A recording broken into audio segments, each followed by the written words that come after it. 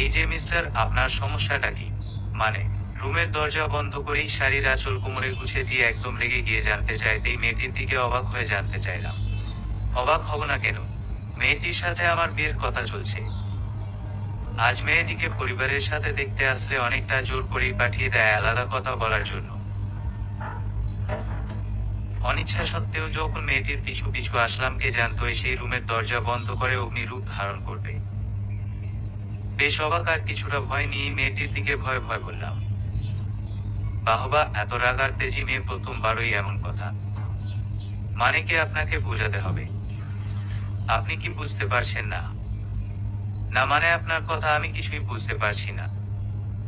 ন্যাকা যেন ভাজা মাছ উল্টো খেতে জানে না। মানে মানে এই বিয়ে হবে না। মেয়েটির কথা শুনেই চমকে উঠি। বলে কি? কিছুদিন পর বেশ সব ঠিকঠাক আর এখন বলছে এই বিয়ে হবে না। তাহলে কি মেয়ের কোনো সম্পর্ক আছে কারো সাথে? শহরের মেয়ে থাকতেও পারে।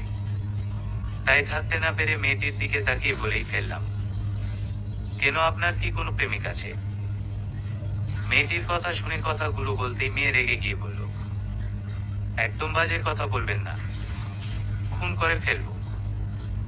আমার কোনো প্রেমিক টেমিক নেই। আমি এখন বিয়ে করব না।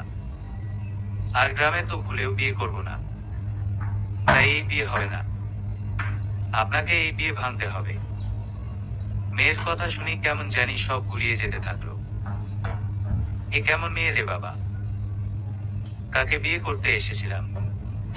বিয়ে না হতেই এত কিছু, আর বিয়ে না হলে জানি কার কপালে কি আছে। মেয়েটির রাগি রাগি মায়াবী চোখের দিকে তাকিয়ে আকাশ পাতাল ভাবছি, তখনই মেয়েটি বলল, এই যে কথা বলছেন না কেন? ভাবছি এখন কি বলবো। কি বলবো মানে? আমার কথা শুনে বেশ অবাক হয়ে জানতে চাইলে বেশ স্বাভাবিকভাবেই বললাম, আঙ্কেলকে গিয়ে বলবো আপনার মেয়ের বিয়েতে ইচ্ছে নেই, তাই এই বিয়ে হবে না। কি পাগল নাকি? এই কথা ভুল করেও বললে একদম খুন করে ফেলবো। তাহলে? মেয়েটির রাগী চোখ দেখে ভয় ভয় তাকিয়ে জানতে চাইলাম। এমনিতেই এখানে আসার পর থেকে ভয় ভয় ছিলাম। বন্ধুদের কাছে শুনেছি মেয়ে দেখতে গিয়ে কত রকম অভিজ্ঞতা হয়েছে। তাদের কথা শুনে কিছুটা ভয় ছিলাম, আর এখানে এসে তো দেখি আরো ভয়ঙ্কর অবস্থার সম্মুখীন হতে হলো। কোন রকমে এখান থেকে ফিরে যেতেই পারলেই হয়। যে মেয়েরা বাবা, আর ভুল করেও শহরে মেয়েকে বউ করার ইচ্ছে নেই। এত শহরের মেয়ে নই যেন সাক্ষাৎকার। আমার দিকে রাগে কটমট করে তাকিয়ে বলল, বলবেন আমাকে আপনার পছন্দ হয়নি, তাই এই বিয়ে করতে পারবেন না। কিন্তু আমি তো। কিসের কিন্তু, যা বলেছি সেটাই। জি ভাইয়া, হবু ভাবিকে নিয়ে আসতে বলেছে। মেয়েটির রাগী চোখ দেখে মাথা নেড়ে সম্মতি দিতেই বাহিরে ছোট বোনের ডাক শুনতে পেলাম। মেয়েটির দিকে আরেক নজর তাকিয়ে দরজা খুলে দিতেই ছোট দাঁত বের করে হাসতে থাকে। ওকে দেখেই গা জ্বলে যাচ্ছে। যা কিছু হয়েছে তা সব কিছুর জন্যই দায় হারামিটা। রুম থেকে বেরিয়ে সোজা ড্রয়িং রুমে এসে হাজির হলাম। আমার পিছু পিছু মেয়েটিও বেশ ভদ্রভাবে এসে হাজির। যেন ভাজা মাছ উল্টো খেতে জানে না। এইদিকে আব্বু আম্মু বেয়ান বেয়ায় ডাকা শুরু করে দিয়েছে। আব্বু অনেক আগে থেকেই ঈশিতার আব্বুকে চিনেন। শুধু চিনেন বললেও ভুল হবে, দুজন দুজনের ভালো বন্ধুও বটে। ও, ঈশিতা হচ্ছে আমার হবু বউ। তবে এখন সেটা হবু বউ হচ্ছে কিনা বলা যাচ্ছে না। কেননা আব্বু আম্মু অলরেডি বৌমা করে ফেললেও ঈশিতার এই বিয়েতে ইচ্ছে নেই। তাই বিয়েটা হবে না সেটাও বলা যাচ্ছে। ঈশিতা বেশ কয়েকবার রেগে আমার দিকে তাকালেও আব্বুকে কথাটা বলতে গিয়েও বলতে পারেনি। বাসায় গিয়ে বলবো মনে মনে ঠিক করে রেখেছি। এক সময় বিদায় নিয়ে বাসার উদ্দেশ্য রওনা হলাম। আম্মু আসার সময় আবার জোর করে ঈশিতার হাতে 1,000 টাকার নোট গুঁজে দিল। বেশ কয়েকবার না না করলে আম্মু বলল, রাখো তো, তুমি আমার ছেলের বউ না, শুধু আজ থেকে আমাদের বাড়ির মেয়ে। আম্মুর কথা শুনে ঈশিতা আর চোখে আমার দিলে তাকিয়ে টাকাটা রেখে দিল। আমার 1,000 টাকা গঞ্জে গেল। কি দরকার ছিল এত আধিক্যতা দেখানোর জন্য? আম্মু তো জানে না যে তাদের বাড়ির বউ হয়ে মেয়ে যাচ্ছে না। জানলে হয়তো টাকা দিত না। বাসায় আসার পথে রুবি তার হবু ভাবির গুণ গাইতে গাইতে কান জ্বালাপোড়া করে ফেলল। একদিনই এত কিছু জেনে ফেললো অথচ বিয়ে হচ্ছে না সেটা জানতে পারলো না। আব্বু আম্মুর সাথে থাকায় কিছু বলতেও পারেনি। সব কথা শুনে যাচ্ছি। বাসায় পৌঁছে আমার রুমে যাওয়ার আগেই আম্মুকে বললাম, আম্মু আমার রুমে আসো তো। আম্মুকে বলতেই আম্মু আমার রুমে এসে হাজির। কিভাবে কথাটি ঠিক বলবো ভেবে পাচ্ছিলাম না, তবে বলতে হবে এটাই জানি। এমন মেয়েকে আবার কে বিয়ে করবে? বিয়ের পর তো জীবন তেজপাতা করে ফেলবে।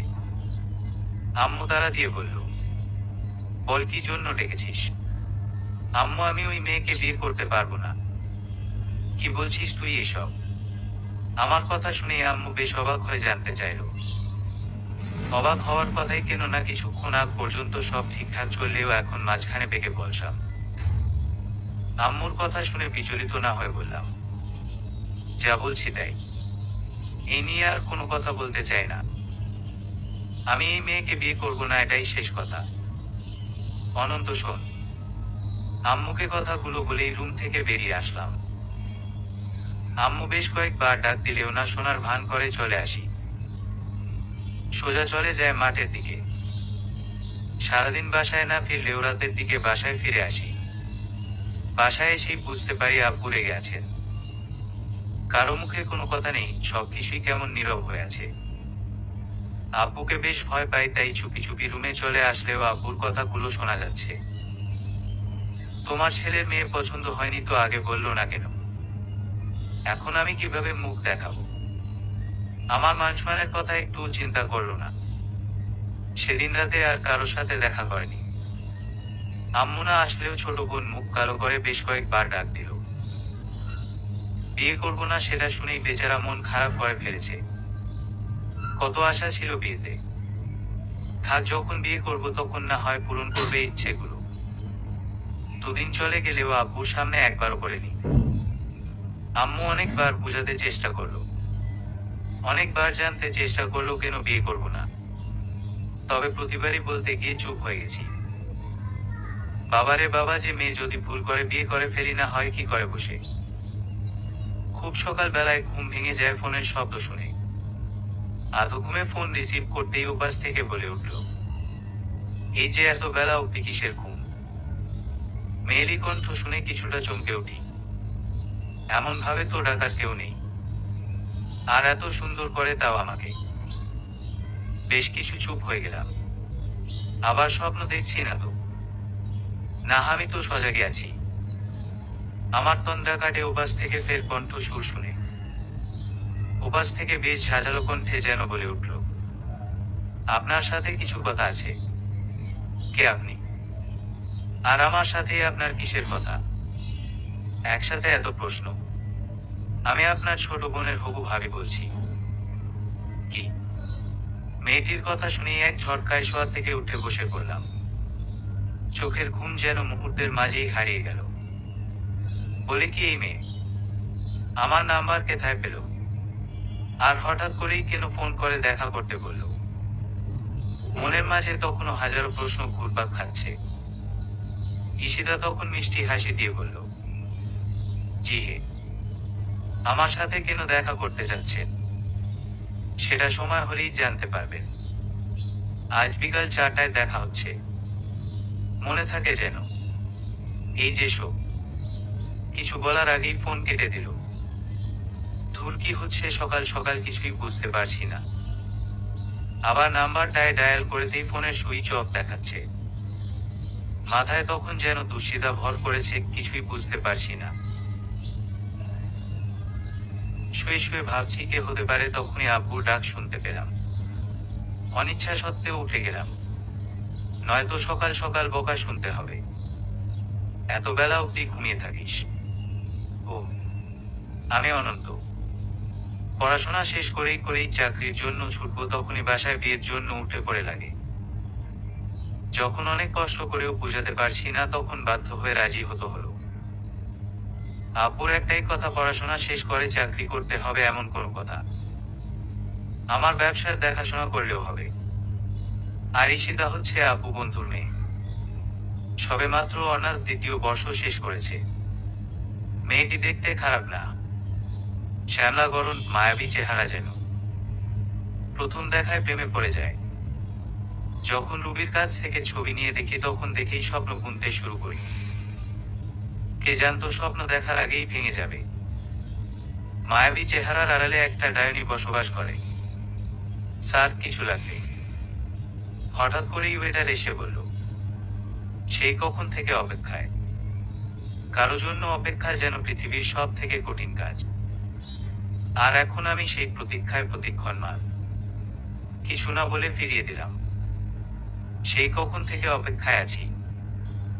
4টা বেজে 15 মিনিট, এখনো আসার খবর নেই কারো।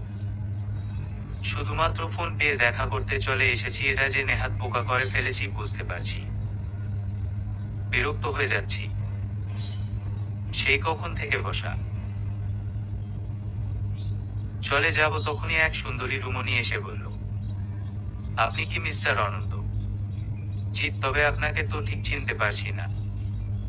আমার কথা শুনেই মেয়েটি হাসি মুখে হাত বাড়িয়ে বলল, আমি নীলিমা, ঈশিতার বান্ধবী।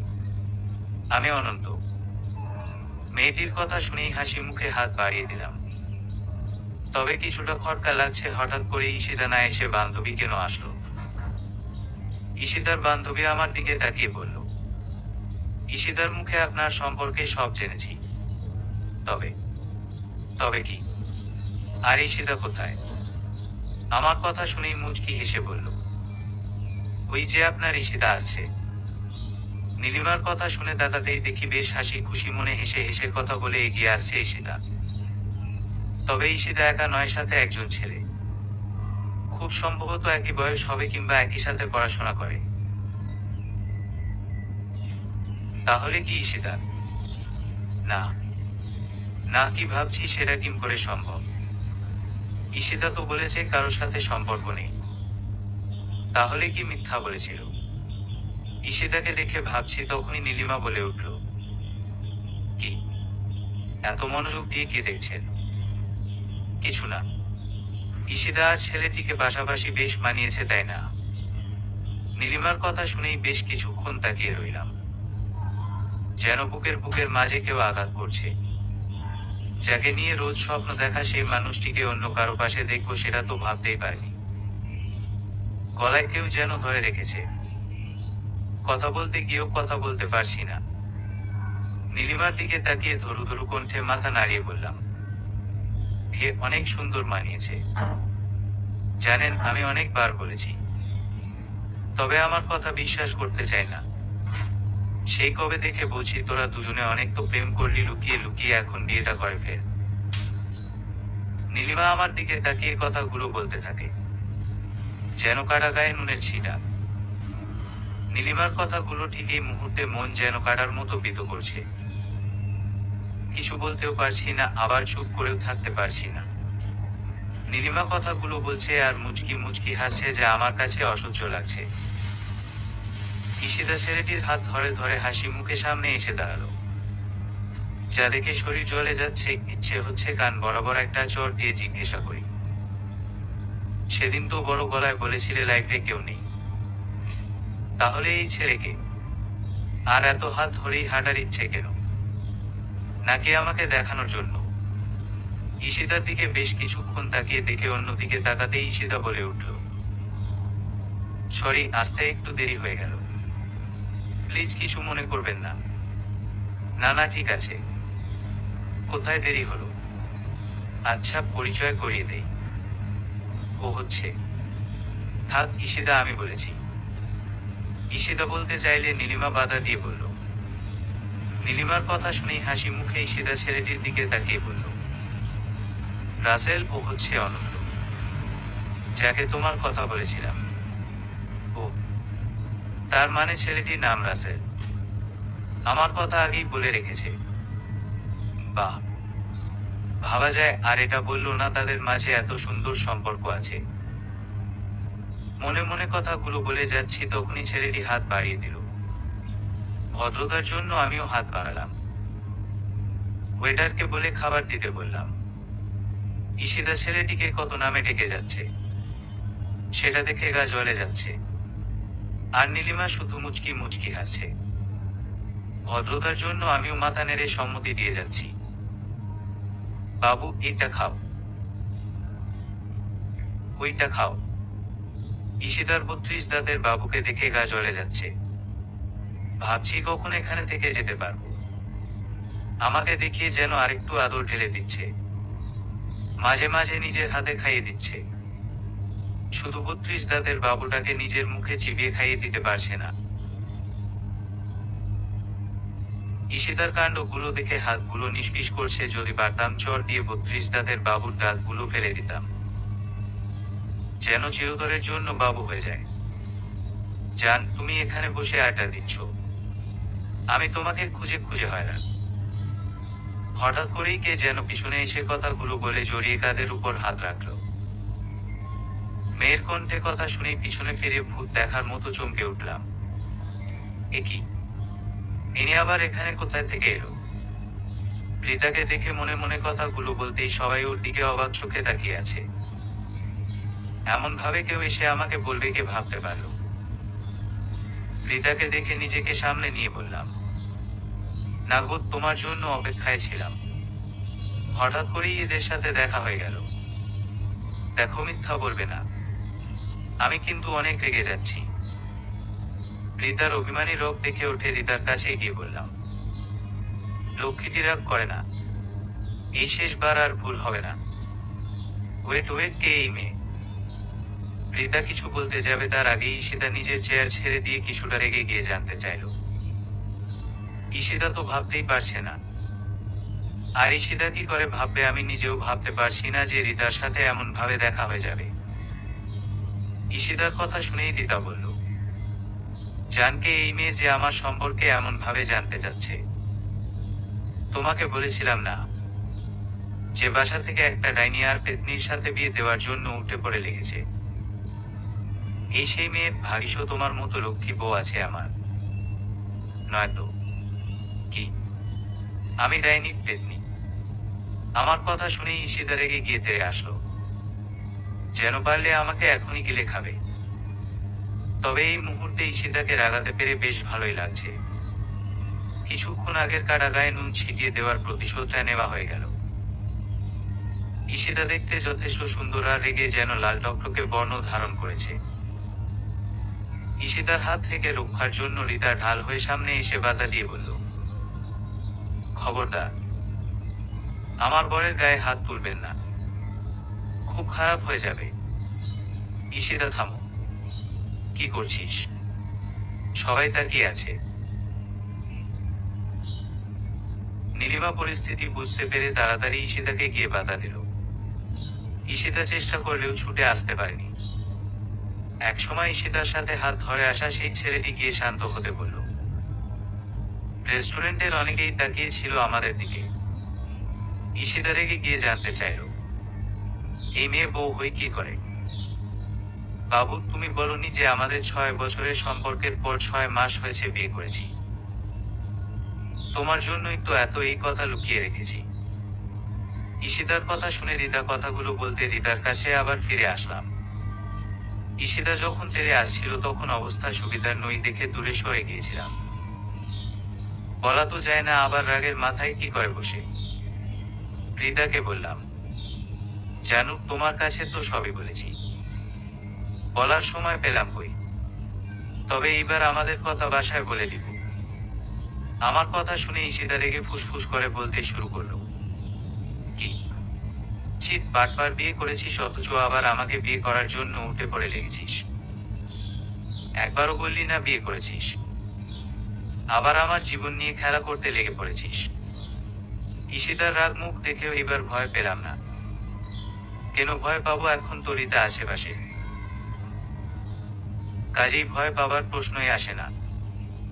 ঈশিতার চোখে চোখ রেখে বললাম, এই যে একদম বাজে কথা বলবেন না। আমি আপনাকে নিয়ে কি খেলা করলাম? আপনি তো সব শুরু করেছেন। আমি কি শুরু করেছি? তুই বললি না কেন বিবাহিত? আমাকে বলার কই সুযোগটা দিলেন? তার আগেই তো কথা বলে দিলেন বিয়ে ভেঙে দিতে হবে। আর আপনার যে এমন 32 দাঁতের বাবু আছে সেটাই তো বললেন না। আবার বলে কিনা কোনো প্রেম টেম করে না। জীবনের এই প্রথম দেখলাম 32 দাঁতের বাবু, তাও ভালোবাসার মানুষ। আপনি চিট করেছেন। ঈশিতার কথা শুনেই রিতা আমার দিকে রেগে তাকিয়ে বলল, কিসের চিটের কথা বলে? তোমাকে বলেছিলাম না যে পেতনিটাকে দেখতে গিয়েছিলাম, তখন বিয়ে ভেঙে দেওয়ার জন্য উঠে পড়ে লেগেছিল। আমাকে বলেছিল তার কোনো প্রেমিকা নেই, অথচ দেখো এই 32 দাঁতের বাবু। আর আমাদের বিয়ে হয়েছে সেই কথা তো বলার সময়টাই দেয়নি। খবরদার তুই আমাকে পেতনি বলবি না। তুই মিথ্যা বলেছিস। আমাকে কেন বলিস নাই তুই বিয়ে করেছিস? আমার কথা শুনে ঈশিতা রেগে কথাগুলো বলে তেরে আসতেই ছেলেটি বাধা দিয়ে বলল, ঈশিতা তুই এমন করিস না। একটু রাখো তোর ঈশিতা।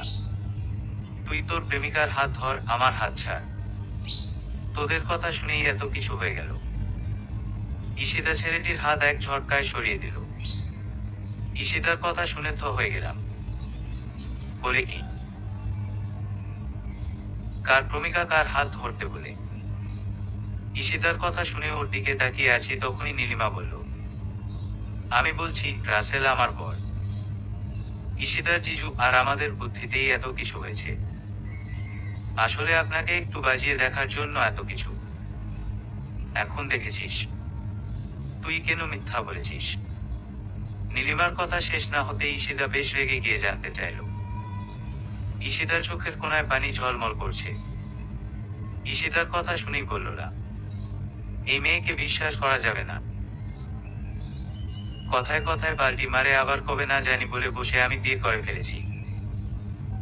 আমার কথা শেষ না হতেই রিতা হাত ধরে বলল, চলো গো, এই সব ঝামেলায় আমাদের থাকার দরকার নেই।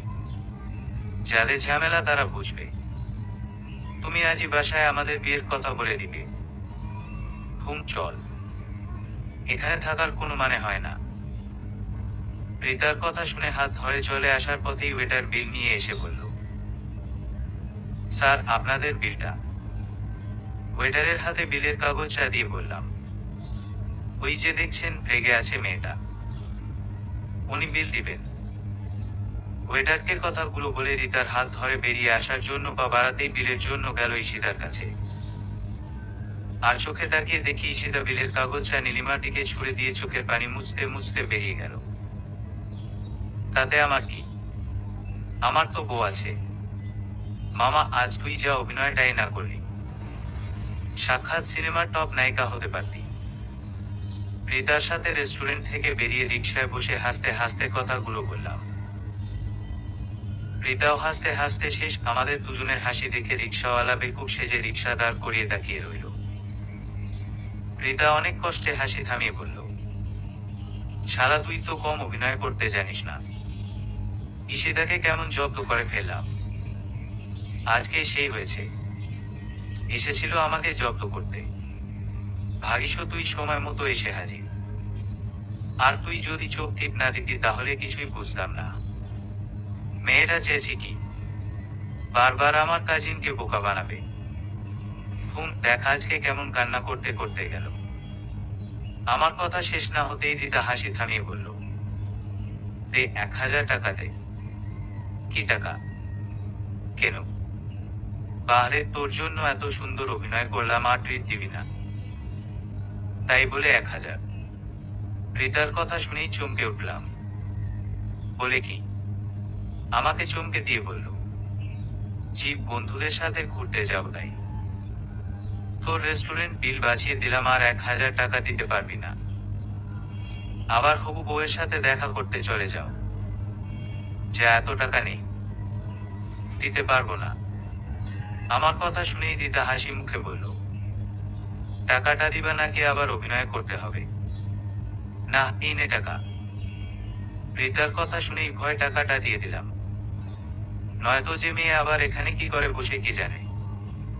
টাকাটা নিয়ে হাসি মুখে নেমে যেতে যেতে বলল, ভাই রিক্সা ভাড়াটা দিয়ে দিস। পরের বার কিন্তু ট্রিট চাই। কি সাংঘাতিক মেয়ে রে বাবা। এমন মেয়ে জীবনেও দেখেনি। তবে আমাকে মাঝে মাঝেই বিপদ থেকে উদ্ধার করে। ও রিতাকে সেটাই বলা হয়নি। রিতা আমার কাজিন প্লাস ক্লাস ফ্রেন্ড। যদিও হঠাৎ করেই অসুস্থতায় পিছিয়ে পড়ে, তবে অনেক ভালো বন্ধু। ঈশিতা যখন এমন করলো তখন সবকিছু খুলে বলেছিলাম। আজ এমন হবে কেউ জানতাম না। হুট করেই রিতা যখন এসে চোখ টিপ দিয়ে বলল তখন বুঝতে অসুবিধা হয়নি। এর আগেও দুজনে বেশ ভালো অভিনয় করেছি, কেউ বুঝতে পারেনি। একদিন ট্রাফিক পুলিশ ধরলে রিতা বেশ অভিনয় করে ছুটিয়ে নিয়ে আসে। রিতা আমার বউ আর তার আইসক্রিম খাওয়ার ইচ্ছে। অবশ্য সেদিন ট্রাফিক পুলিশ ছেড়ে দিলেও পরের বার যেন ভুল না হয় সেটা বলে দিয়েছিল। আজও তার ব্যতিক্রম হয়নি। যথাসময়ে এসে হাজির, দূর থেকে দেখেই বুঝতে পারে। যদিও ঈশিতার ছবি দেখিয়েছিলাম, কিছুটা অনুমান করে নিয়েছিল। ঈশিতা চলে যেতেই 1000 টাকার আপসোস নিয়ে বাসার পথে রওনা হলাম। যদিও 1000 টাকার থেকে বেশি আপসোস হচ্ছে বেচারি ঈশিতার জন্য। যা ভেবেছিল তা হয়নি, উল্টো জব্দ হয়ে গেল। বাসায় আসতে পারেনি। বন্ধুদের সাথে দেখা হয়ে যাওয়াতে তাদের সাথে আড্ডায় চলে গেলাম। সন্ধ্যায় বাসায় ফিরতেই আম্মু ডাক দিল। আম্মুর ডাক শুনেই কাছে যেতে জিজ্ঞাসা করলো, তুই নাকি বিয়ে করেছিস? তোমাকে এই কথা কে বলল? যা জানতে চাইছি সেটার উত্তর দে। আম্মুর রাগী কণ্ঠ শুনে একটু রাগানোর জন্য বললাম, ভেবেছিলাম আজ বলবো। ভালোই হলো তুমি জেনে গেছো। কি? রুবি ঝাড়ুটা নিয়ে আয়, আজ হাড্ডিগুলো এক করে ফেলবো। আম্মুর কথা শুনেই রুবি আসছি বলে উঠল। এই ছেড়েছে, ফাজলামো করতে গিয়ে দেখি নিজের বিপদ ডেকে আনলাম। নিজেকে বাঁচানোর জন্য দৌড়ে গিয়ে রুমের দরজা লাগিয়ে দিতেই কেউ বলে উঠল, আসুন মহারাজা, আপনার অপেক্ষায় ছিলাম। কথা শুনেই পিছনে তাকিয়ে ভূত দেখার মতো চমকে উঠে চিৎকার করে উঠলাম। একাকে দেখছি খাটের উপর পা তুলে বসে আছে। ভূত। দ্বিতীয়বার চিৎকার করার আগেই দৌড়ে এসে মুখ ঝাপটে ধরে বলল, এক্ষণ চিৎকার করবি না। আমি ভূত না তোর জম। মুখ থেকে হাত সরাতেই তু তলিয়ে জানতে চাইলাম, তু তু তু কে? আমি না তোকে থাকবে। ও তো রুমে থাকে, তাই না? আমি বিয়ে কখন করলাম? আমার কথা শুনেই হাসি মুখে বলে উঠল, কেন? আজ না তুমি বললা আমাকে বিয়ে করেছো? কি? আমি তোরে বিয়ে করেছি মানে? তুই এখানে আসলি কি করে? আমার রুমে কি করে আসলি? রিতাকে দেখে ভূত দেখার মতো চমকে উঠি। সেই সাথে রিতার কথা শুনে যেন মাথায় আকাশ ভেঙে পড়ে। বলে কি এই মেয়ে? রিতা তখন বলল, আমার ঘরে আমি না তোকে থাকবে। দেখ, সবসময় ইরেকি ভালো লাগে না। আমি কি ইরেকি করছি নাকি? মানে? আমার কথা শুনেই রিতা পায় যায়। রিতাকে সরাতে চেষ্টা করলেও সরাতে পারছি না। রিতা পা জড়িয়ে ধরেই অশ্রু চোখে বলল, ভাই তোর পায়ে পড়ি, তুই আমাদের সম্পর্কটা বাঁচা। মানে কি? ভাই তুই আমাকে বউ হিসেবে সবার সামনে মেনে নে, তাহলেই হবে। কি? ঋতুর কথা শুনেই চমকে উঠি। বলে কি এই মেয়ে মাথা ঠিক আছে নাকি আবার বন্ধুদের সাথে ঘুরতে যাবে সেই জন্য টাকা চাওয়ার নতুন আইডি? রিতার কথা শুনে কিছুই মাথায় যাচ্ছে না, সবকিছুই যেন কেমন হয়ে যাচ্ছে। শালা যখনই বন্ধুদের সাথে ঘুরতে যাবে তখনই এসে বান্দা হাজির। বেশ কয়েকবার বলেছি আমি কেন টাকা দিব। আমার কথা শুনেই প্রতিউত্তরে ঋতুর একটাই কথা, বারে তুই হলে আমার বন্ধু, সেই সাথে আমার ভাই। যদিও চাচাতো ভাই, তাতে কি একে রক্তে যে।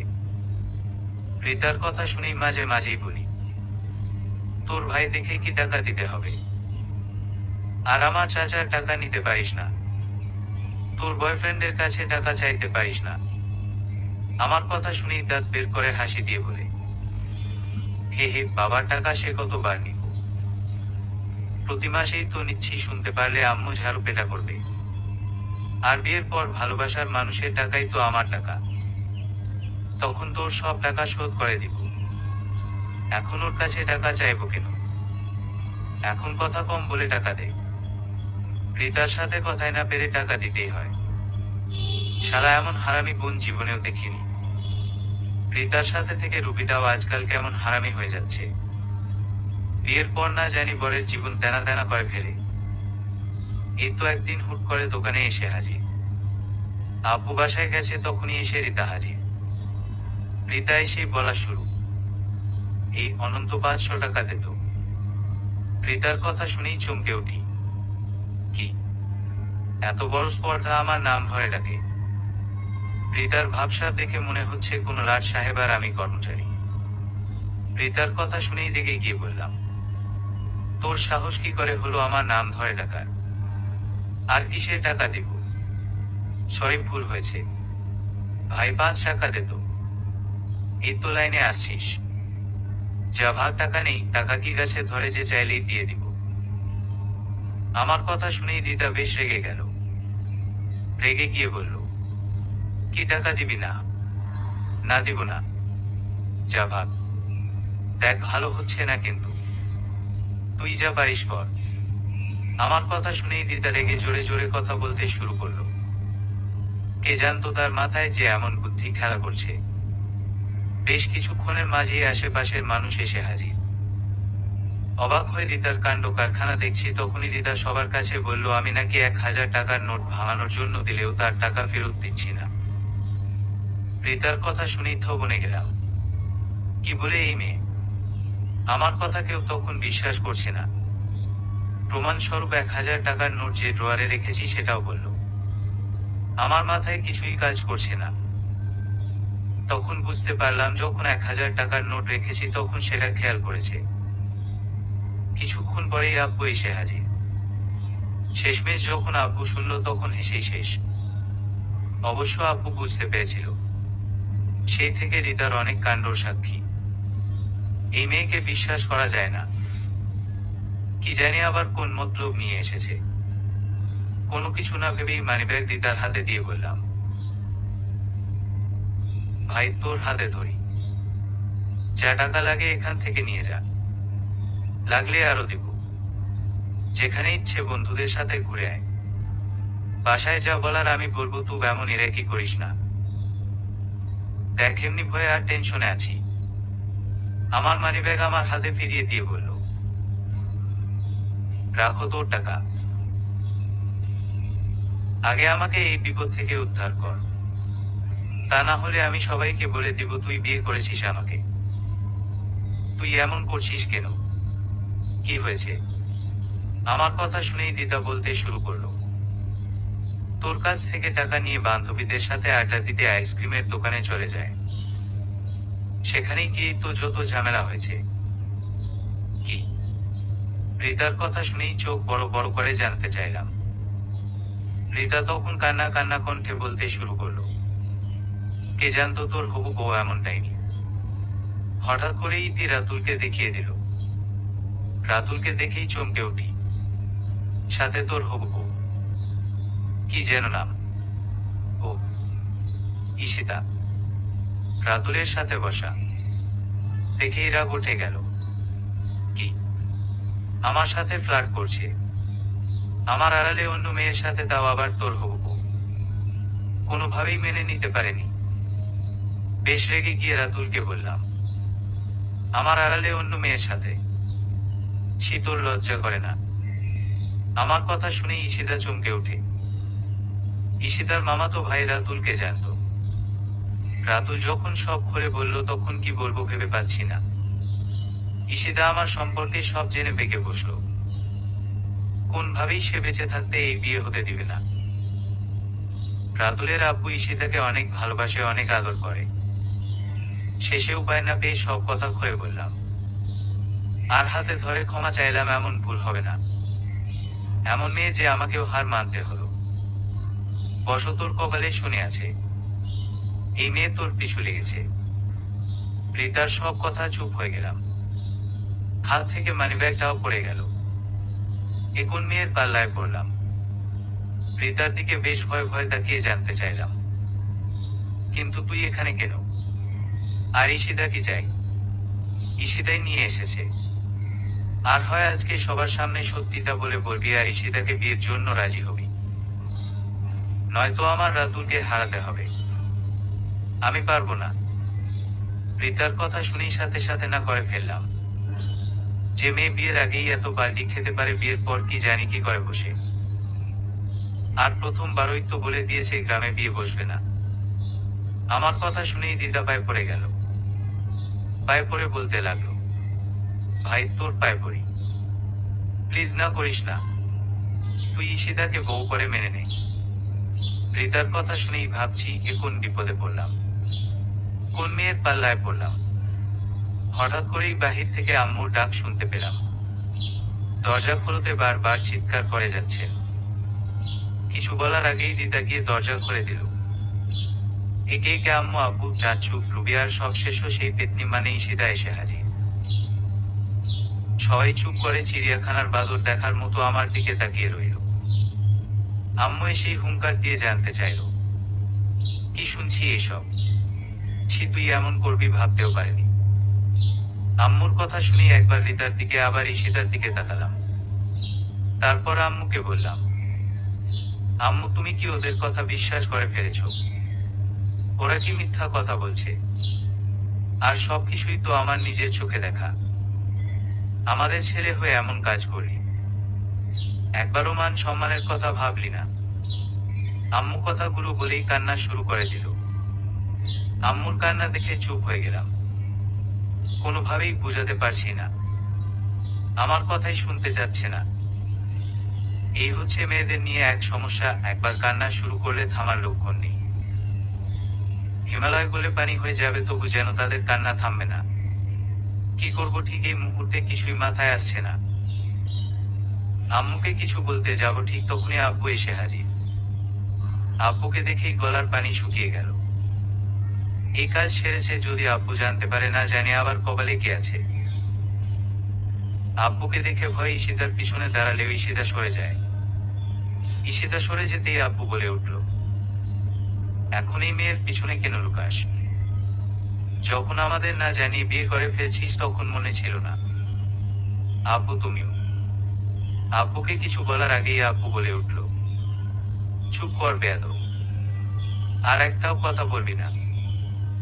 যা করার তো করে ফেলেছিস, আমাদের মান সম্মানের দিকে একবারও তাকালি না। আব্বুর ধমক শুনে চুপ হয়ে গেলাম।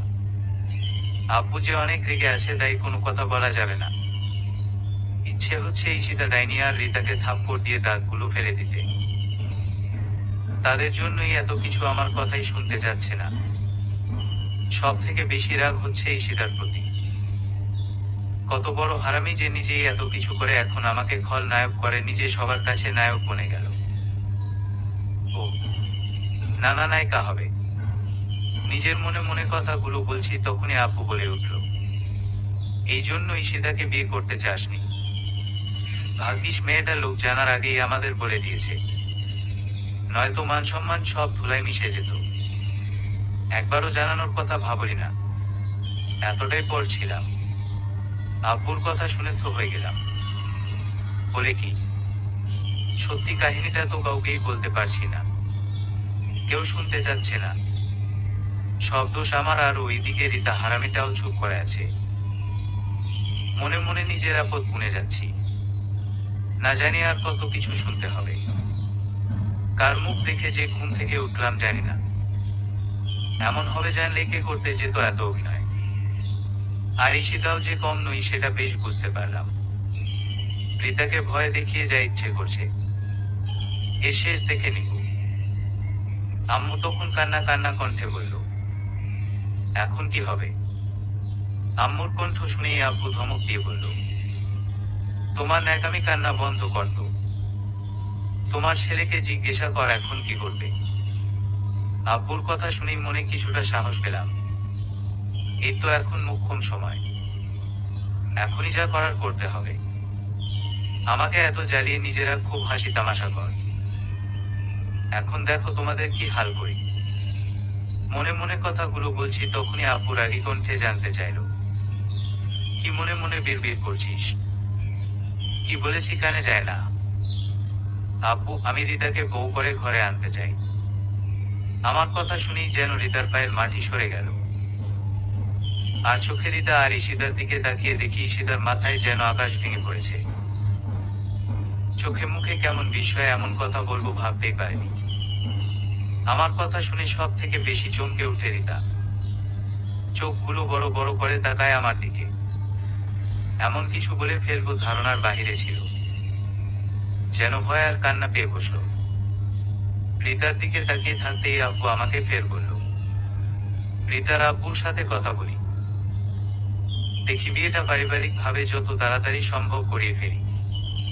আম্মুর দিকে ফিরে বলল, তুমি রিতাকে তোমার ঘরে নিয়ে যাও। ঈশিতা, মামুনি আমাদের ক্ষমা করে দিও। আর এই বাদরটা যে বাসার বাহিরে যেতে না পারে। আব্বুর কথা শুনে ঈশিতা বলে উঠল, না আঙ্কেল, এই সব কি বলছেন? যা ভাগ্যে ছিল না তা কিভাবে পাবো? আমার দিকে আর চোখে তাকিয়ে রইল কিছুক্ষণ। ঈশিতার চোখের দিকে তাকিয়ে দেখি চোখের পানিগুলো জল জল করছে। আমার দিকে আর চোখে তাকিয়ে রিতাকে ঈশিতা বলল, তোমরা সুখী হও। আর তোমাদের বিয়েতে দাওয়াত দিতে ভুলে যেও না। আমি নিজের হাতে সাজিয়ে দিতে চাই। ঈশিতা কান্না অনেক কষ্টে দমিয়ে রাখলেও বুঝতে অসুবিধা হয়নি। রিতাও চুপ হয়ে গেল। কি থেকে কি হয়ে গেল ভাবতেই পারেনি। আব্বু তখন আম্মুকে ধমক দিয়ে বলল, এখনো দাঁড়িয়ে আছো কেন? আব্বুর ধমক শুনে আম্মু রিতাকে আর ঈশিতাকে নিয়ে রুম থেকে বের হয়ে গেল। আব্বু রেগে রুম থেকে বের হয়ে গেল।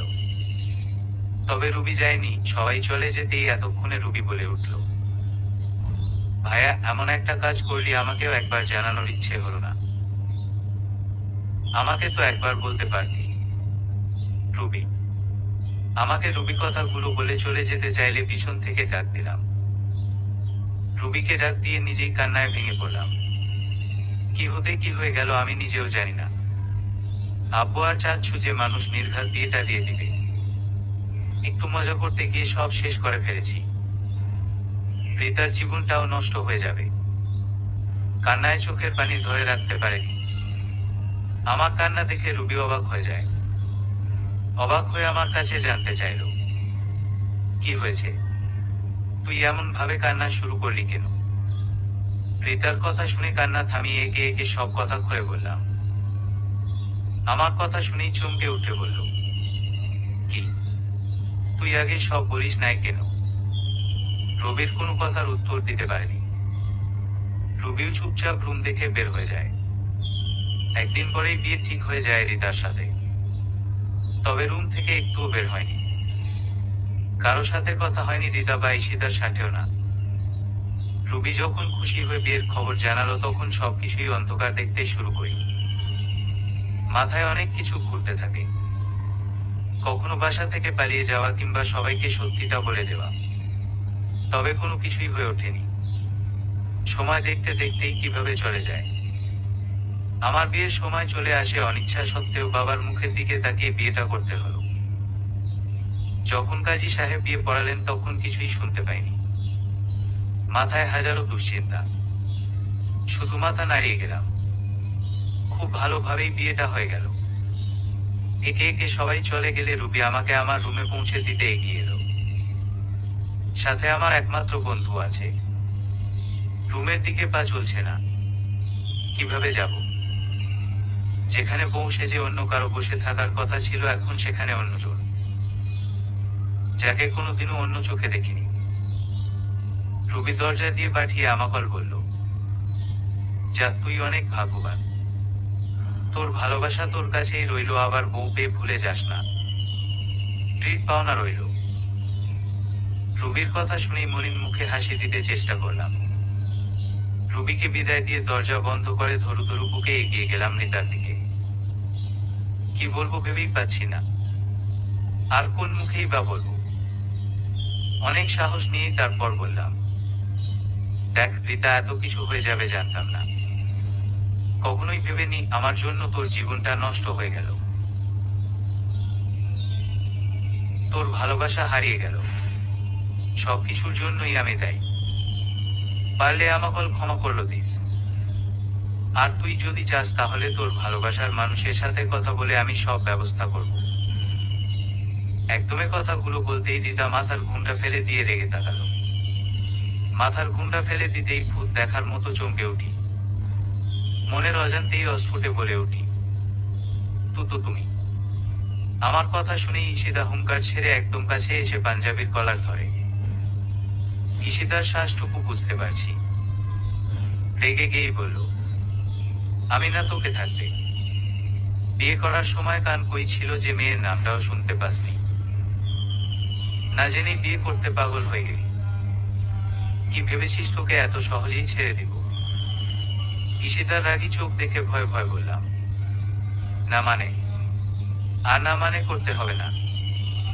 তোর জন্যই এত কিছু হয়েছে, ফের যদি কখনো এমন করেছিস তো হাত পা ভেঙে দিব। ঈশিতা কথাগুলো বলেই কান্না শুরু করে দিল। ঈশিতার কান্না দেখে চুপ গেলাম। কি করব ঠিক বুঝতে পারছি না। ঈশিতা কান্না থামিয়ে নিজে নিজেই একে একে সব বলতে লাগলো। বিয়ে যখন ঠিক তখনই রুবি আব্বুর কাছে সব কথা খুলে বলে। আব্বু সব শুনে রেগে আগুন হয়ে যান। তবে রুবির জন্য কিছু বলতে পারেনি। হাজার হোক আদরের মেয়ে বলে কথা। তখন রুবি আর আব্বু মিলে বাকি কাজ সম্পূর্ণ করেন। মানে আমার সাথে ঈশিতার বিয়ে আর রিতার সাথে তার ভালোবাসার মানুষটির বিয়ে। যদিও এখন আমার বিয়েটা হয়েছে, রিতারটা পরে হবে। আব্বু যে ভালোবাসে আম্মুকে বিয়ে করেছে, তাই ভালোবাসার মূল্যটা ঠিক বুঝেন। ঈশিতার মুখে সব কথা শুনেই হেসে বলে উঠলাম, যাক, রুবির জন্য সব ঠিকঠাক হলো। নয়তো কি? বিয়ে করার সময় হুঁশ ছিল না কাকে বিয়ে করিস? ঈশিতা রেগে গিয়ে জানতে চাইলে কয়েক পা পিছিয়ে গিয়ে বললাম, হুঁশ থাকবে কি করে? যে টেনশনে ফেলেছিলেন ভাগ্য বাড়িয়ে যায়নি, নয়তো এই বিয়েটাও হতো না। কি? ঈশিতা কিছুটা রাগ আর অবাক চোখে জানতে চাইলে কথা বাড়াতে চাইলাম না। নয়তো যে মেয়ে বাবারে বাবা না জানি আবার কি করে বসে। তাই বিছানার দিকে যেতে যেতে বললাম, কিছু না, ঘুম পাচ্ছে, আমি ঘুমাবো। আমার কথা শুনেই ঈশিতা বলে উঠল, ঘুম পাচ্ছে তো উপরে কি? নিচে বালিশ নিয়ে ঘুমান। আমি উপরে ঘুমাবো আর আপনি আজ থেকে নিচে ঘুমাবেন। খবরদার যদি কখনো কাছে আসার চেষ্টা করেছেন তো হাত ভেঙে ফেলবো। কথাগুলো বলেই একটা বালিশ নিচে ছুঁড়ে ফেলে দিল। ঈশিতার দিকে অবাক হয়ে জানতে চাইলাম, মানে কি? ঈশিতা তখন অগ্নি চোখে তাকিয়ে বলল, কি ভেবেছিস আমি তোকে এইসব বলে দূরে সরিয়ে দিব? ভুলেও এমন চিন্তা ভাবনা মাথায় আনবি না। মানে? আর তুই করে কেন বলছেন? ঈশিতার কথা শুনে অবাক আর কিছুটা ভয় নিয়ে জানতে চাইলাম, বলছে কি মেয়েটা পাগল হয়ে গেল নাকি? আবার কখন কি করে বসে ঠিক নেই। আমার কথা শুনেই ঈশিতা আমার দিকে তেড়ে আসলো। ঈশিতার চোখে চাহনি আর আমার দিকে এগিয়ে আসা দেখে পিছিয়ে গেলেও শেষ রক্ষা হয়নি। ঈশিতা প্রথমবার পাঞ্জাবির কলার ছেড়ে দিলেও ফের দ্বিতীয়বার এসে ধরে ফেলে। শুধু ধরে ফেললেও ভুল হবে। একদম কাছাকাছি এসে চোখে চোখ রেখে বলল, ন্যাকা যেন কিছুই বোঝে না। বিয়ে করেছি বরের কাছ থেকে দূরে থাকার জন্যই। আমার সবটুকু অধিকার নিয়ে থাকবো। তারা চিহ্ন আমার বরকে একটু বাজিয়ে দেখতে গেলাম আর সে কিনা আমার সাথেই গেম খেলে দিল। কি আনার কিনা একটু বাজিয়ে দেখতে চেয়েছিলাম। আর আপনি যে তো সুন্দর অভিনয় করেন জানা ছিল না। প্রথমে ভয় পেয়ে গেলাম। ঈশিতার কথা শুনেই হাসতে শুরু করে দিলাম। এই রাগী মেয়েটিও তাহলে ভয় পায়। আমার হাসি দেখেই বলল, দাঁত বের করে হাসবি না। পরের বার যদি এমন ভয় দেখাস খুন করে ফেলবো। ঈশিতার কথা শুনেই হাসি বন্ধ হয়ে গেল। কথা বাড়িয়ে লাভ নেই, চুপ থাকাই ভালো। এতদিনের টেনশনে ঘুম হয়নি। আজ বড্ড বেশি ঘুম পাচ্ছে। তাই কথা এড়িয়ে জন্য বললাম, আমার ঘুম পাচ্ছে, আমি ঘুমাবো। কথাগুলো বলেই কোল বালিশ আর কাঁথা নিয়ে সোফায় ঘুমাতে চলে গেলাম। এরকম পেতনির সাথে এখন ঝগড়ার ইচ্ছে নেই। আর ঝগড়া করার ইচ্ছেটাই আসবে কোথা থেকে? ঈশিতা যে রাগী মেয়ে আবার কিনা করে বসে। শেষে বিয়ের প্রথম রাতেই মধুর রাত হয়ে যাবে বিষের রাত। ঈশিতার কাছ থেকে সরে গিয়ে কোলবালিশ নিয়ে সোফায় আসতেই ফের হুঙ্কার দিয়ে ঈশিতা বলল, কোলবালিশ নিয়ে কোথায় যাচ্ছিস? তরে না বলছি আমার সাথে ঘুমাতে। আর আজ থেকে কোন কোলবালিশ থাকবে না, মাত্র একটা বালিশ থাকবে। একটা বালিশ থাকবে মানে? আমি কোথায় ঘুমাবো? তুই বালিশে ঘুমাবি আর আমি তোর বুকের মাঝে মাথা রেখে প্রতিদিন ঘুমাবো, এখন বুঝছিস? আমি পারবো না এমন ভাবে ঘুমাতে। আমার কথা শুনেই হাতের কাছে থাকা কলম দানি হাতের কাছে নিয়ে বলল, পারবি না মানে কি? ঈশিতাকে দেখেই ভয় ভয় বললাম, না পারবো পারবো। এই তো লক্ষ্মী ছেলের কথা। এখন যাও বাবু, আমি ফ্রেশ হয়ে আসছি। ঈশিতাকে কথাগুলো বলেই ফ্রেশ হতে চলে গেল। সেই কখন থেকেই বিয়ের সাজে বসেছিল। ঈশিতার কথা শুনে মাথা ঘুরতে শুরু করলো। এ কেমন মেয়ে বিয়ে করলাম রে? এখনই এই দশা, আরো তো বাকি জীবন পড়ে আছে। বন্ধুদের মুখে শুনেছি বিয়ের প্রথম রাত নাকি মধুর হয়, আর আমার তো দেখি পুরাই উল্টো। ঈশিতার সাথে কথা না বাড়িয়ে বাধ্য ছেলের মতো উপরে এসে ঘুমালাম। যদিও কোল বালিশ নিয়ে ঘুমানোর ইচ্ছে ছিল, তবে ঈশিতার জন্য সেটা বাদ দিতে হলো। আমার আবার কোল বালিশ ছাড়া ঘুম আসে না। বিছানায় একপাশে শুয়ে কথাগুলো ভাবছি, তখন বুঝতে পারি ঈশিতা বিছানায় আসলো। ইচ্ছে থাকলে অনিচ্ছায় অন্যদিকে ফিরে শুয়ে রইলাম। কি জানি যদি আবার। হঠাৎ করেই ঈশিতা জড়িয়ে ধরে বলল, এই যে মিস্টার, কি ভাবছেন? ঈশিতার জড়িয়ে ধরা দেখে চমকে উঠি। তাড়াতাড়ি নিজেকে সরিয়ে নিতে চেষ্টা করলেও ঈশিতা যেন আরো ঝাঁপটে ধরে। এ কি করেছেন? ছাড়েন আমাকে, আপনার লজ্জা করে না? আমার কথা শুনেই ঈশিতা হেসে উঠে বলল, বারে, আমার বরকে জড়িয়ে ধরবো আর এতে লজ্জার কি আছে? তাই বলে কি? দাঁড়াও দেখাচ্ছি। ঈশিতা কথাগুলো বলেই ঠোঁটগুলো নিজের আয়ত্তে নিয়ে নিল। তারপর, না থাক, এত কিছু জানার দরকার নেই। এই যে উঠেন, আজান হচ্ছে, নামাজ পড়তে হবে। ঈশিতার ঘুম ডাক শুনেই ঘুম ঘুম চোখে তাকিয়ে দেখি ঈশিতা ফ্রেশ হয়ে একদম অপ্সরীর মতো সেজে সামনে দাঁড়িয়ে আছে। যদিও এই মুহূর্তে কোনো অপ্সরী দেখার ইচ্ছে নেই, কেননা অনেক ঘুম পাচ্ছে, আমি আবার একটু ঘুম পাগল। এই জন্য কত কি হয়েছে। ঈশিতাকে এক নজর দেখেই পাশে ফিরে শুয়ে বললাম, বিরক্ত করো না তো, একটু ঘুমাবো। ঘুমাবেন মানে? নামাজ কে পড়বে? পড়ে নিব। কি এখন মানে? এখন নয় তো মাথায় পানি ঢেলে দিব। ঈশিতার কথা শুনেই লাফ দিয়ে বিছানা থেকে উঠে পড়ি। চোখ বড় করে ঈশিতার দিকে তাকিয়ে বললাম, কি মেয়ে রে বাবা, এমন কথা তো জীবনেও শুনেনি। কি শুনেননি? আমি তো আপনার মতো মানুষ জীবনেও দেখিনি যে এত সুন্দর ঘুমাতে পারে। সামনে সুন্দরী বউ দেখেও। খুব সুন্দরী না একটা পেত? কি বললি? না কিছু না, নামাজ পড়বো সেটা বললাম। আমার সাথে ঘুম হারিয়ে গেল। আগে জানলে এমন বিয়ে জীবনেও করতাম না। সারা জীবন অবিবাহিতের কাতারে নাম লিখিয়ে রাখতাম। অনিচ্ছা সত্ত্বেও বাধ্য ছেলের মতো উঠে ফ্রেশ হয়ে নামাজ পড়তে চলে গেলাম। কথা বাড়িয়ে লাভ নেই, আর যদি পেতনিটাও বলে ফেলি তাহলেই হয়েছে। নামাজ পড়ে আবার ঘুমাতে চলে গেলাম।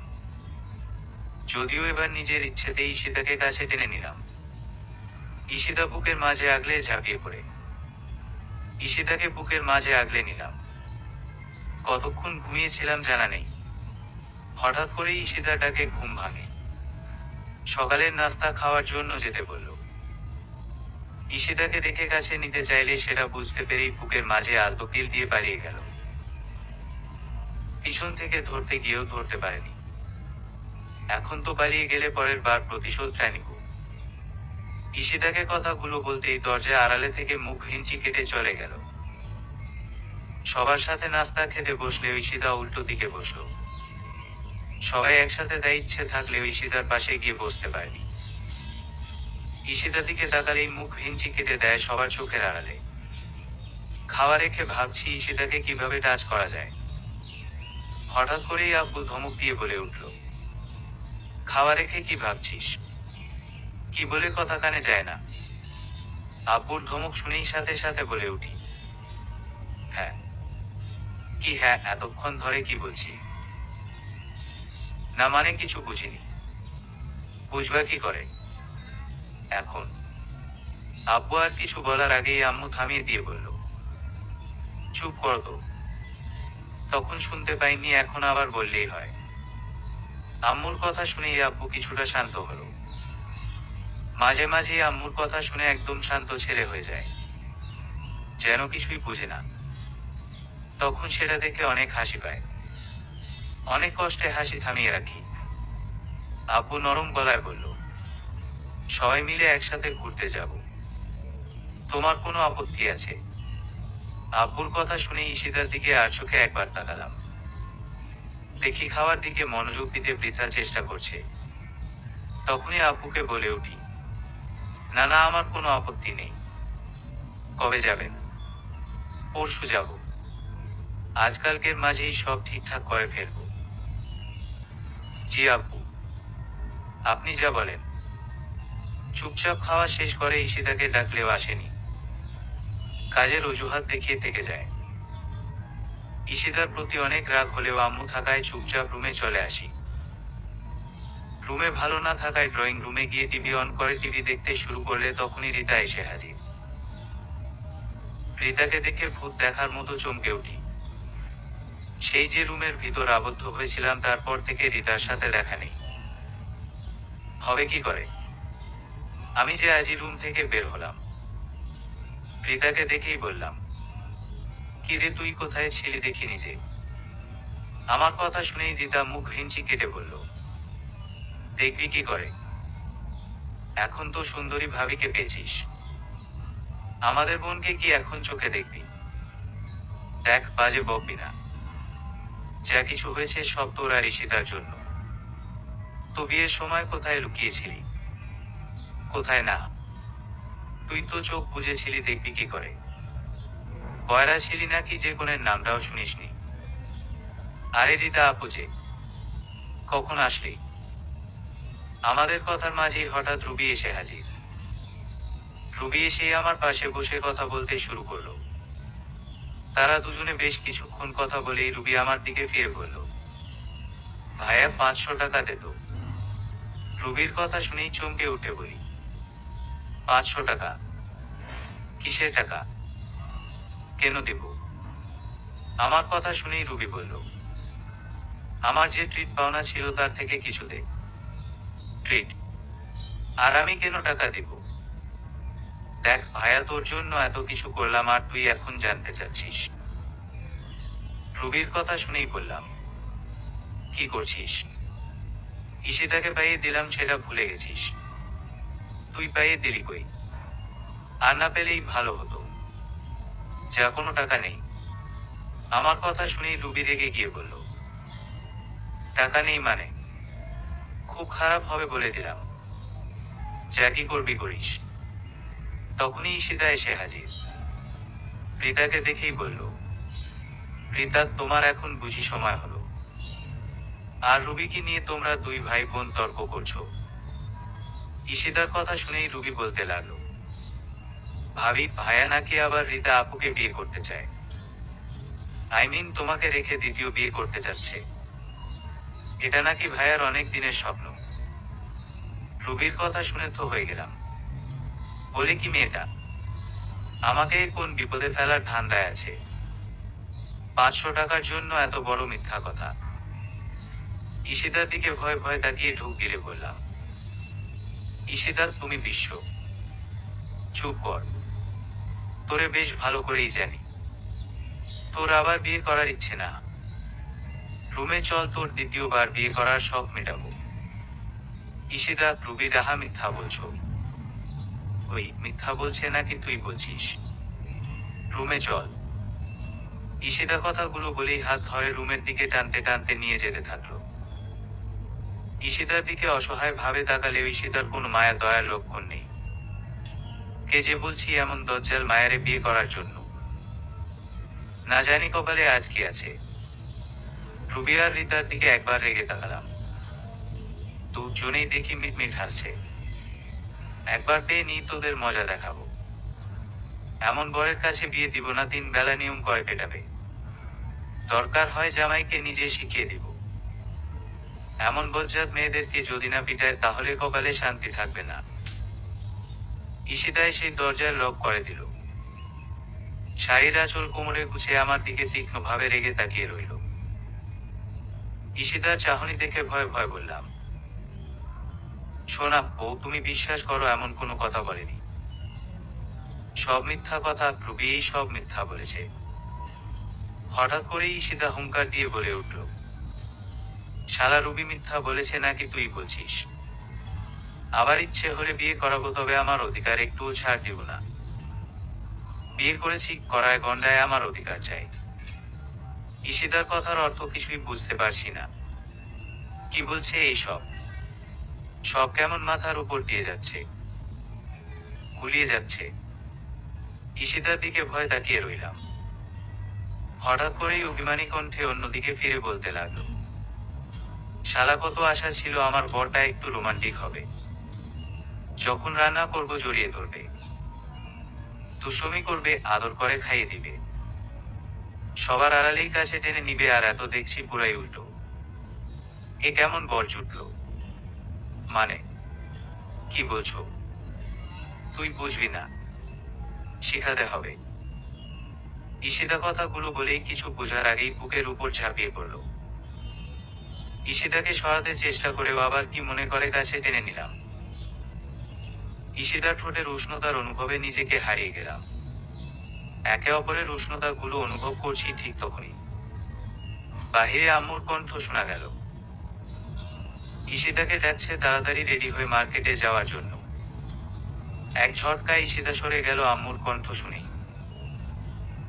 ঈশিতার কাছে যেতে চাইলে বুকের উপর হালকা কিল দিয়ে পালিয়ে গেল। সারাদিনের মাঝেও ঈশিতা কাছে আসেনি। কাছে যেতে চাইলে আম্মুর পিছু পিছু আর মিটিমিটি হাসে। একবার পেয়ে নি মজা দেখাবো। এর মাঝেই সব ঠিক করে ফেললো আব্বু। পরের দিন রাতে আমাদের রওনা দিতে হবে। ঈশিতা আম্মুকে রান্নার কাজে সাহায্য করছে। বেশ কয়েকবার গিয়েও ব্যর্থ হয়ে ফিরে আসি। যখন রান্নাঘরে বারবার যেতে থাকি তখন আম্মু বলে ওঠে, এত বিলাইয়ের মতো ঘুরঘুর করছিস কেন? যা রান্না হলে খেতে দিব। আম্মুর কথা শুনে ঈশিতার দিকে তাকালাম। কি দরকার ছিল রান্নাঘরে আসার? আম্মু তো বারণ করেছিল নতুন বউ রান্না করতে হবে না। অবশ্য ফিরে আসার ইচ্ছে ছিল না, তবে ঈশিতার রাগী চোখ আর আম্মুর ধমক শুনে মন খারাপ করে ফিরে আসি। সেটা দেখে ঈশিতা হেসেই শেষ। রাতের খাবার খেয়ে রুমে এসে চুপচাপ টিভি দেখছি। ঈশিতা আম্মুর কাছে হেল্প করে এসে আমার পাশে বসলো। ঈশিতাকে দেখেও না দেখের ভান করে টিভির দিকে তাকিয়ে রইলাম। হঠাৎ করে ঈশিতা বুকের মাঝে মাথা দিয়ে বলল, ওরে আমার জানু, রাগ করেছে বুঝি? কথা বলতে না চাইলেও জোর করে জড়িয়ে ধরে। হুট করেই গাল কিস দিয়ে বসে। হঠাৎ জোর করো টিভির রিমোট নিয়ে বলল, এই সব খেলা দেখে কি শিখছো? রোমান্টিক কিছু দেখতে পারো না? তাহলে তো রোমান্টিক হতে পারো। কথাগুলো বলেই সেই বিখ্যাত জলসা টিভির সিরিয়ালে নিয়ে গেলে। ঈশিতার দিকে চাইতেন, না থাক, এত কিছু বলার দরকার নেই। সারাদিনের ব্যস্ততা শেষে পরের দিন রওনা দিলাম। আমাদের গাড়ি নষ্ট বিদায় বাসে যেতে হলো। ঈশিতা জানালার পাশে বসলো। বাধা শেষে ঈশিতার চুলগুলো এলোমেলো করে দিল। বারবার ঈশিতার মুখ ঢেকে যাচ্ছিল। অপূর্ব সুন্দর লাগছি, মাঝে মাঝেই চুলগুলো সরিয়ে দিয়ে অপলকভাবে তাকিয়ে রইলাম। এত সুন্দর। ঈশিতার চুলগুলো বারবার মাথার কাছে চলে আসে। ঈশিতা বাহিরের দিকে অপলক দৃষ্টিতে তাকিয়ে রইল। চাঁদের আলোয় মন মাতানো দৃশ্য। অনেক দুষ্টুমি করেই রাস্তায় কাটালো। মাঝরাতে ঈশিতা বুকে মাথা দিয়ে ঘুমিয়ে পড়ে। খুব ভোরবেলায় পৌঁছে গেলাম। সবাই ফ্রেশ হয়ে রেস্ট নিতে চলে গেলে ঈশিতার পাগলামির জন্য বাধ্য হয়ে রুম থেকে বের হতে হলো। বিশাল সমুদ্র দেখে যেন ছোট্ট শিশু পানি দেখলে যেমন খুশি হয় তার থেকেও বেশি। নিষেধ সত্ত্বেও পানিতে ভিজল। শুধু একা নই, আমাকেও ভিজালো। অনেক হইচই করে কাটলো। 3 দিন থাকার কথা। বাহিরে বের হলে অবুঝ শিশুর মতো বায়না ধরে গোসল করবে। ওখানে যাবে আর রুমে এসেই শুরু হয় আরেক অত্যাচার। বাবু, আমার জ্বর আসবে, একটু জড়িয়ে ধরো, তোমার বুকে মাথা রেখে ঘুমাবো। ঈশিতার রোমান্টিক অত্যাচারের জ্বালায় আমার ঘুমের 12টা বেজে গেল, সেই সাথে শান্তি। কে যে বলেছিল শহুরে রোমান্টিক বউ বিয়ে করার জন্য আর এত রোমান্টিক হতে হয়। একবার ঈশিতাকে বেশ রেগে ধমক দিয়ে বলেছিলাম, জ্বর আসছে। তখনই তো বারণ করেছি, এত গোসল করতে হবে না। কে শুনে কার কথা? আমার কথা শুনেই অভিমান করে কান্না কান্না কণ্ঠে বলে উঠল, তুমি আমাকে বকা দিয়েছ। কিছু বলার আগেই কান্না শুরু করে দেয়। অনেক কষ্টে সেই কান্না থামালাম। যদি কেউ জানে হানিমুনে এসেছি তারপর বউ কান্না করছে, মান সম্মান কিছু থাকবে না। তার থেকে অত্যাচারগুলো মেনে নেওয়াটাই ভালো। আমারও তো অনেক ভালো লাগে। পরের দিন আবার শুরু হলো। সবার সাথে ঈশিতা গোসল করছে, আমি ছাতার নিচে বসে আছি। ঈশিতার ছেলে মানুষই দেখছি। তখনই পাশ থেকে একজন বলে উঠল, ভাই, হানিমুনে এসেছেন বুঝি? লোকটির কথা শুনে চমকে উঠে পাশ ফিরে দেখি আমার সমবয়সী হলেও কেমন হতাশার ছাপ। মাথা নেড়ে সম্মতি জানিয়ে বললাম, হ্যাঁ ভাই। তখন লোকটি বলল, ভাই, জীবনটা দেনা দেনা করে ফেললো। আগে জানলে বিয়ে করতাম না। বউয়ের বায়না শেষ হয় না। এই দেখেন এখন গোসল করছে। মাঝরাতে হুট করে বায়না ধরে গান শোনাতে। ভাই, আগে জানলে হানিমুন নামক এই কথা মুখেও আনতাম না। লোকটি একগাদা ফিরিস্তি দিল। অনেক হতাশা মনে হচ্ছে বউয়ের অত্যাচারে। মনে মনে বলতে ইচ্ছে হলো, ভাই আসেন কপাল ঘষা দেই, আপনার দেখেও কম না আমি। তখনই ঈশিতা ডাক দিল গোসল করতে। কিছু না বলেই মুচকি হেসে চলে গেলাম। কিছুক্ষণ পর দেখি লোকটিও মলিন মুখে আসলো। বেশ কিছুক্ষণ গোসল করে রুমে চলে আসি। তবে আজকের গোসল বেশি হয়ে যায়, যার দরুন ঠান্ডা লেগে যায়। তখন তো আরো বিপদ। ঈশিতার কি শাসন! কে বলেছিল গোসল করতে? এটা করো না, ওটা করো না, এটা খাও। তখন নিজেকে মনে হলো জেলখানার আসামি। বাসায় ফিরে আসি সবাই মিলে। বাসায় এসে ঈশিতা চলে গেল ফ্রেশ হতে। তখনই রুবি বলে উঠল, ভাইয়া, ঈশিতা ভাবি তো অনেক রোমান্টিক। তোর কত খেয়াল রাখে, ভাগ্য গুণে পেয়েছিস। রুবির কথা শুনেই বলে উঠলাম, রোমান্টিক না ছাই, আমাকে তেজপাতা করছে ফেলছে। এটা করো না, ওটা করো না। বাবা রে বাবা, আগে জানলে শালার বিয়ে করতাম না। কি ভাবির নামে এই কথা? আমি এখনই বলছি। এই শোন। তখনই ঈশিতা এসে কোথা থেকে হাজির। আমার দিকে রেগে তাকিয়ে বলতে লাগলো, কয়বার ডাক দিলাম, কানে যায়নি। এখনই রুমে এসে। ঈশিতার কথা শুনে ভয়ে ভয়ে তাকালাম। শুনে ফেললো না তো? রুবি দেখি মুচকি মুচকি হাসছে। ঈশিতার সাথে সাথে রুমে আসতেই দরজা লক করে বলল, ওখানে বসে কিসের কথা হচ্ছিল? রুমে আসার মন থাকে না? না মানে? না মানে কি? কোন শাড়িটা পরবো চয়েস করো। ঈশিতার কথা শুনেই রেহাই পেলাম। যাক, কিছু শুনতে পাইনি। ভয় পাবার কিছু নেই। ঈশিতার দিকে তাকিয়ে মুচকি হেসে নীল শাড়ি হাতে নিয়ে বললাম, আমার রোমান্টিক বউকে নিয়ে কথা হচ্ছিল। এই নীল শাড়িতে বেশ ভালো মানাবে। খুব রোমান্টিক না ছাই? হুট করে ঠোঁটে স্পর্শ করলো। যেই ধরতে যাব এক ধাক্কায় সরিয়ে দিয়ে পালিয়ে গেল। ঈশিতাকে ধরতে গিয়েও ধরতে পারেনি। চলে যাওয়ার দিকে তাকিয়ে রইলাম। যাওয়ার সময় তাড়াতাড়ি ফ্রেশ হয়ে রেডি হতে বলল। আজকে বাহিরে খাবো সবাই মিলে। ঈশিতা চলে যেতেই বাধ্য ছেলের মতো রেডি হয়ে গেলাম। বেশ কিছু পর ঈশিতা ফিরে আসলেও ধরা দেয়নি। মুচকি হেসে চলে যায়। ঈশিতাকে আজ অপূর্ব সুন্দর লাগছে নীল শাড়িতে। সবাই একসাথে রেডি হয়ে বাহিরে যাওয়ার জন্য নিচে নামতেই রুবি আর রিতা এসে হাজির।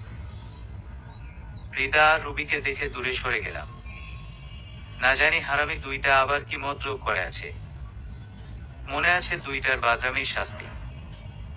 রুবিকে তো আম্মুর চোখের আড়াল হতেই দেয়নি। আম্মুকে বলেছিলাম, দেখো আম্মু, অচেনা জায়গা, রুবিকে একা ছেড়ে দিও না, না জানি আবার কো বিপদ হয়। আমার কথা শুনেই রুবিকে এক মুহূর্তের জন্য হাত ছাড়া করেনি। রুবির আনন্দটাই মাটি হয়ে যায়। সেই থেকে রুবি আমার উপর ক্ষেপে আছে। আর রিতাও। রিতার তো ফোনই জব্দ করে রাখি। সেই সাথে চাচির চোখের আড়াল হতে দেয়নি। রিতার যখন ফোনের দিকে নজর তখন চাচিকে দেখিয়ে বলেছিলাম, এত ফোনের দিকে তাকিয়ে থাকে, চোখগুলো নষ্ট হয়ে যাবে। কি আছে এই ফোনে? আর ওকে দেখে রাখবেন, দেশের পরিস্থিতি ভালো না। তারপর বাকিটা ইতিহাস। এক ঝটকায় ফোন কেড়ে নিল। চোখের আড়াল হতে পারেনি। তারা দুজনেই ক্ষেপে আছে আমার উপর। এর প্রতিশোধ নিয়ে ছাড়বে।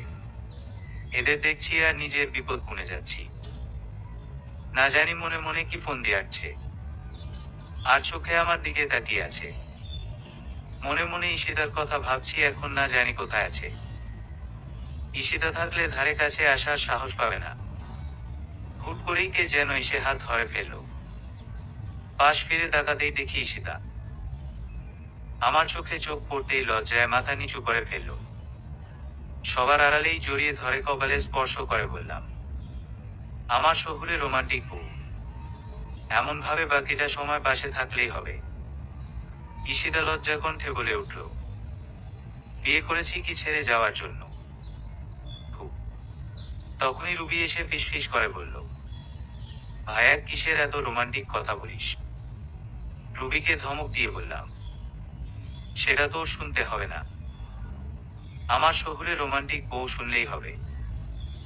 তুই তোর রাস্তা মাপ, তাই না বউ? হুম। আমাদের কথা শুনে রুবি মুখ হেঁচি কেটে চলে গেল। হয়তো ভেবেছিল একটা ঝগড়া লাগাবে, তবে সেটা হয়নি। যতই ইত্রামি করো এখন সেটা বোঝা হয়েছে। দুজন দুজনের দিকে তাকিয়ে এক অপূর্ব হাসি দিয়ে পথ চলতে শুরু করি। সবার চোখ ফাঁকি দিয়ে আজ শহরটা ঘুরে দেখব। দুজনে রিকশায় পাশাপাশি বসে কিংবা হাতে হাত রেখে পিচ ঢালা পথটা হাঁটব। পাশে যে শহুরে রোমান্টিক বউ। এমন শহুরে রোমান্টিক বউ পাশে থাকলে আর কি চাই। সমাপ্তি।